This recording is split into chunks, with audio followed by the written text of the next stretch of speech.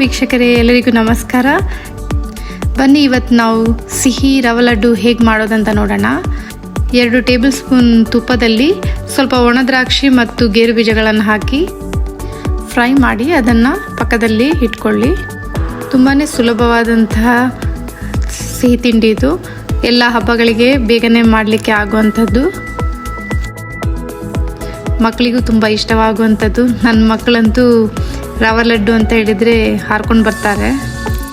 ಹೀಗೆ ಎಲ್ಲ ಫ್ರೈ ಆದ ನಂತರ ಒಂದು ದೊಡ್ಡ ಪಾತ್ರೆಯಲ್ಲಿ ಪಕ್ಕದಲ್ಲಿ ಇಟ್ಕೊಳ್ಳಿ. ಇವಾಗ ಅದೇ ಪಾತ್ರೆಯಲ್ಲಿ ಸ್ವಲ್ಪ 1 ಟೇಬಲ್ ಸ್ಪೂನ್ ತುಪ್ಪ ಹಾಕಿ 2 ಕಪ್ ರವೆಯನ್ನು ಚೆನ್ನಾಗಿ ರೋಸ್ಟ್ ಮಾಡಿಕೊಳ್ಳಿ.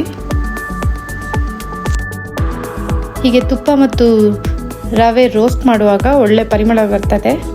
ನೀವು ಇದನ್ನು ಸ್ಲೋ ಫ್ಲೇಮಲ್ಲಿ ರೋಸ್ಟ್ ಮಾಡಬೇಕು.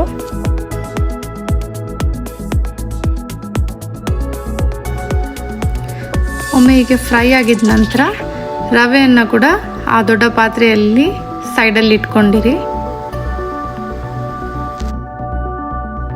ಇವಾಗ ಅರ್ಧ ಕಪ್ ಅಷ್ಟು ತೆಂಗಿನ ತುರಿಯನ್ನು ಹಾಕಿ ಕೂಡ ನೀವು ಚೆನ್ನಾಗಿ ರೋಸ್ಟ್ ಮಾಡ್ಕೋಬೇಕು. ನಿಮಗೆ ತೆಂಗಿನಕಾಯಿ ಅಷ್ಟು ಇಷ್ಟ ಇಲ್ಲ ಅಂದರೆ ನೀವು ಬೇಕಿದ್ರೆ ಕಡಿಮೆ ಹಾಕ್ಬೋದು. ನಾನು ಇಲ್ಲಿ ಕಡಿಮೆ ರೋಸ್ಟ್ ಮಾಡಿದ್ದೇನೆ. ನಿಮಗೆ ಬೇಕಿದ್ರೆ ನೀವು ಸ್ವಲ್ಪ ಇನ್ನೂ ಬ್ರೌನ್ ಕಲರ್ ಬರುವಷ್ಟು ರೋಸ್ಟ್ ಮಾಡ್ಬೋದು.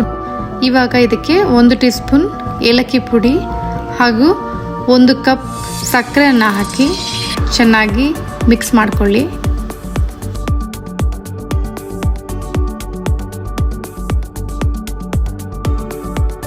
ಇದಕ್ಕೆ 1/4 ಕಪ್ಪಷ್ಟು ಬಿಸಿಯಾಗಿ ಸ್ವಲ್ಪ ಹದ ಆರಿದಂತಹ ಹಾಲನ್ನು ಸ್ವಲ್ಪನೇ ಆ್ಯಡ್ ಮಾಡ್ಕೋಬೇಕು.